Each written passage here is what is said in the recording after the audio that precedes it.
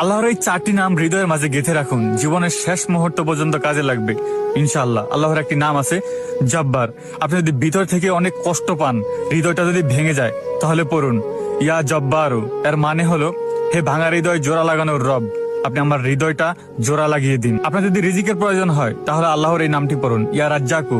এর মানে হলো হে রিজিক দাতা রব, আপনি আমার রিজিকের দরজা খুলে দিন। আপনি যদি ভীষণ হতাশে থাকেন, একটার পর একটা টেনশন আপনার পিছিয়ে লেগেই থাকে, সারাক্ষণ আপনি একটা ডিপ্রেশনের মধ্যে থাকেন, তাহলে আপনি আল্লাহর এই নামটি পড়তে পারেন ইয়া সালামু। এর মানে হলো হে শান্তির মালিক, আপনি আমার মনে শান্তি দিন। আপনি যদি বারবার দোয়া করার পরও আপনার দোয়া কবুল না হয়, আপনি যদি মনে করেন আপনার দোয়া কেউ শুনতেছে না, তাহলে এটা পড়ুন ইয়া মুজিবু। এর মানে হলো হে দোয়া কবুল করার মালিক, আপনি আমার দোয়াটা কবুল করে নিন। যদি আমার কথাগুলো ভালো লাগে, তাহলে অবশ্যই ভিডিওটা সেভ করে রাখবেন এবং বন্ধুদের কাছে শেয়ার করে দিবেন।